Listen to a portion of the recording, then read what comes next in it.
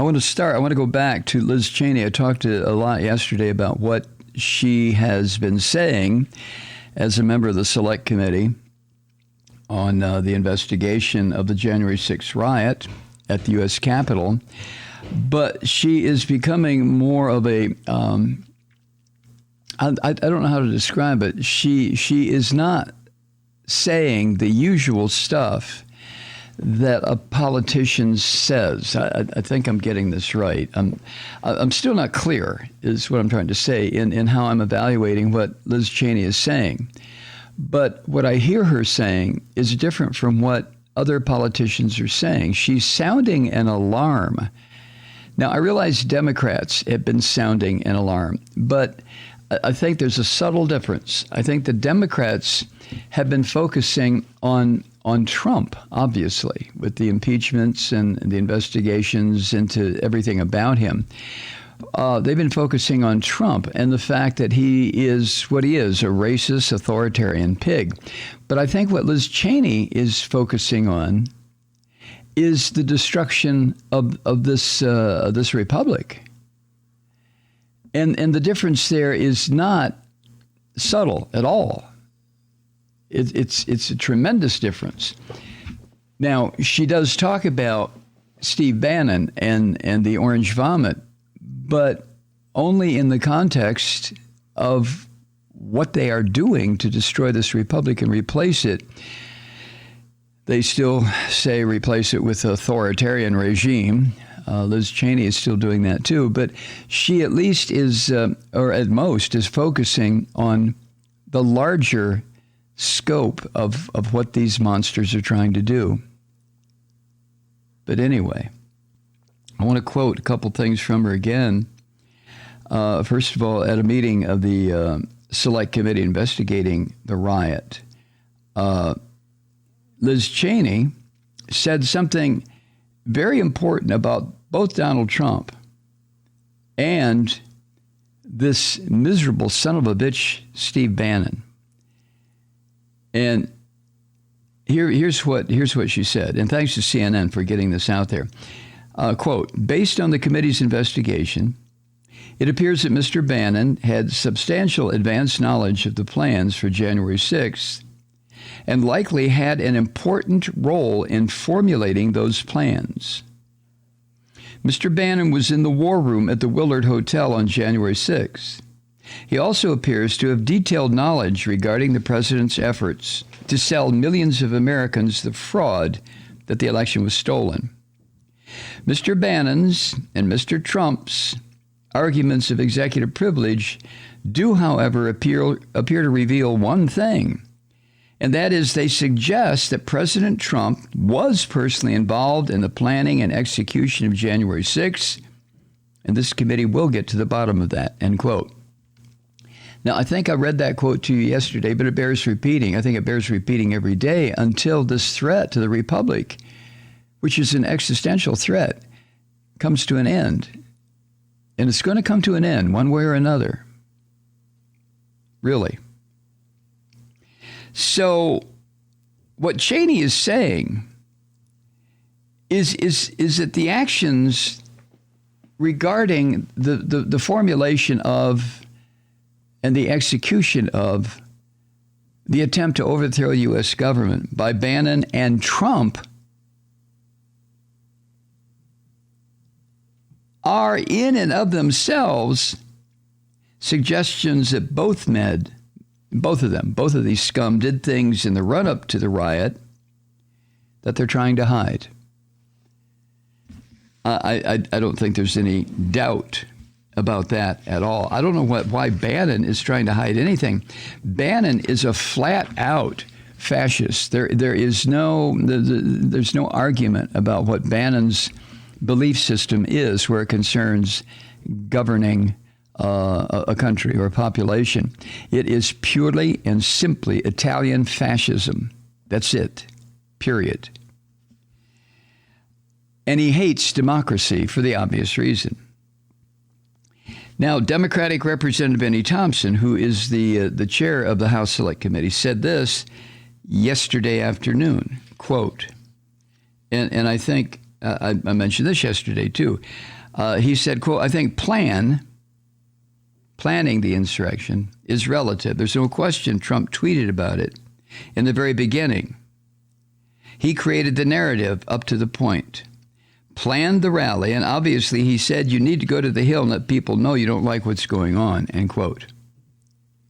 Now that's what Benny Hill said. Benny Hill, come on, Mike. That's what Benny Thompson said yesterday.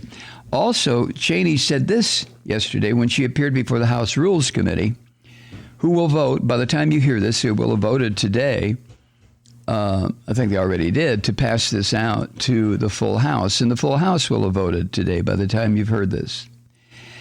But Cheney said this yesterday, it's critically, quote, it's critically important for us to recognize and understand how the language that Trump continues to use to this day sparked what we saw happen on the 6th. There's a much larger story that we need to understand about exactly what the plans were for that day and the fact that they went so far beyond the president's legitimate right to challenge the results of the election through our court system, end quote. So once again, even though I shared that quote with you yesterday, what Liz Cheney is saying is fundamentally, critically important. I mean, we are being warned. You and I and everybody in this country, we are being warned. I just wonder how many Americans are paying attention. But we are being warned that the end of this republic is visible on this fascistic horizon that these scum are trying to take us to. I mean, it's you can see it if you look. I mean, can't you? I certainly can.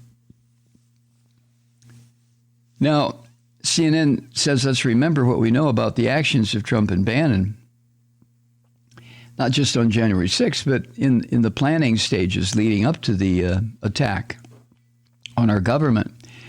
The very morning, the Orange Vomit had that rally, the Stop the Steal rally, telling the people who attended, I can't have anything for those people who attended the Stop the Steal rally other than complete, fulsome disgust. How dare you, son of a bitches, show up at a rally 2 months or 6 weeks after an election that was confirmed every time it was challenged by a man who has as much right to be president as he has right to, I don't know, to anything. Trump has no rights for anything. He is a goddamn gangster. He is a Nazi gangster. And yet you people showed up, those people who showed up at this rally. How dare you do something like that on the soil of this country? You know, these Nazi fucks talk about blood and soil.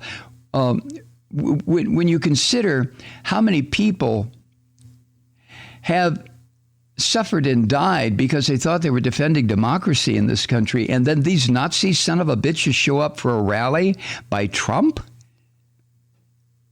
The Stop the Steal rally? They buy into this bullshit to the extent that they go to Washington, D.C. for this rally. This is incredible to me, just incredible. And then Trump told these robots who were standing there at the Stop the Steal rally while his fucked up family partied and danced and goosed each other in the tent right behind or off to the side of the stage. I mean, they were acting like a bunch of, I don't know what.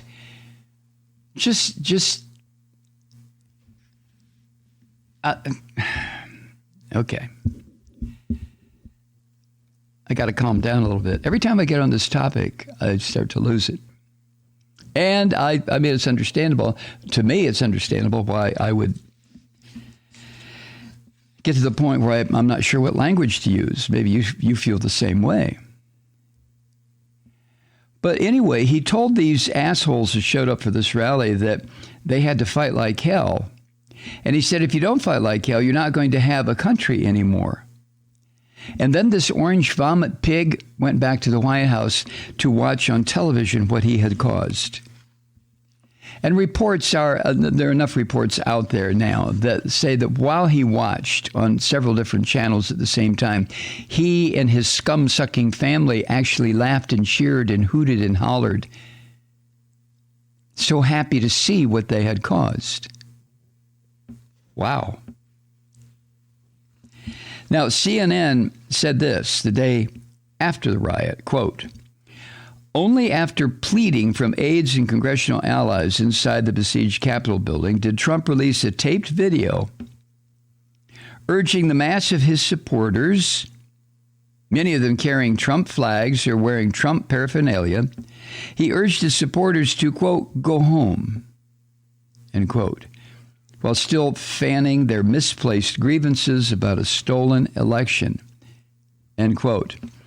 And in retrospect, Trump's statement, that taped statement, was even worse than it appeared at the time. On a day that would lead to 5 people being killed and 100 police officers wounded, this rotten son of a bitch said this, quote, "This was a fraudulent election, but we can't play into the hands of these people. We have to have peace, so go home. We love you. You're very special." Jesus bleeding Christ, are you kidding me? No, no, nobody's kidding you, Mike. And as for this bum-looking Bannon, he was up to his neck in January 6th. Bob Woodward and Robert Costa, in their book Peril, have this passage, quote, "Bannon said, referring to the vice president who was vacationing in Vail, Colorado, quote, 'You've got to call Pence off the fucking ski slopes and get him back here today. This is a crisis,' end quote." Bannon told Trump to focus on January 6th. That was the moment for reckoning. Bannon said, quote, "People are going to go, what the fuck is going on here? We're going to bury Biden on January 6th. Fucking bury him," end quote. If Republicans could cast enough of a shadow on Biden's victory, the book goes on, Bannon said it would be hard for Biden to govern.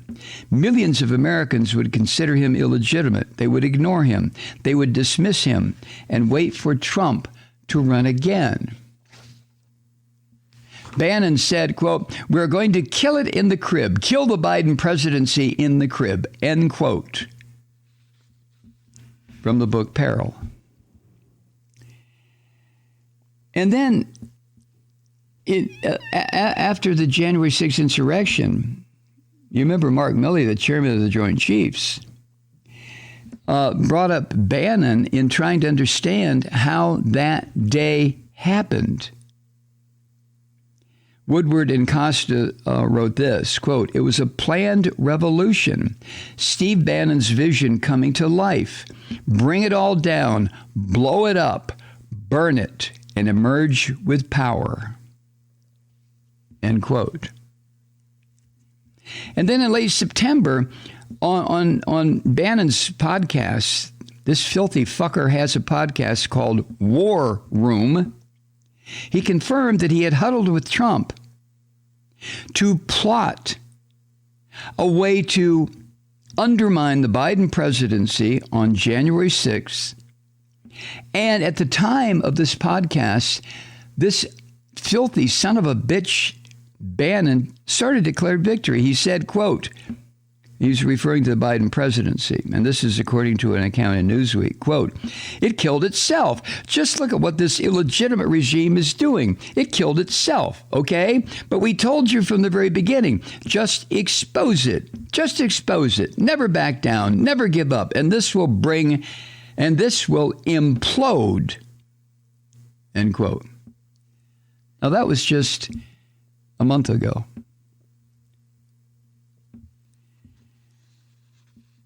So CNN reports make note then of what Cheney said on Tuesday night. And the very fact that Trump and Bannon are trying to invoke executive privilege over what they said and did on January 6th and in the days leading up to this treasonous attack suggests that the then president was, quoting Cheney, personally involved in the planning and execution of January 6th, end quote. And as Chris Cillizza, who wrote this for CNN, says at the end, that is a very big deal. Yeah, it's a very big deal. A former president of the United States, regardless of what a slob son of a bitch incompetent he was, but he held the office, deciding to be a co-conspirator in overthrowing this country and bringing it to an end. And with all the slaughter and blood that's going to come as a result of that.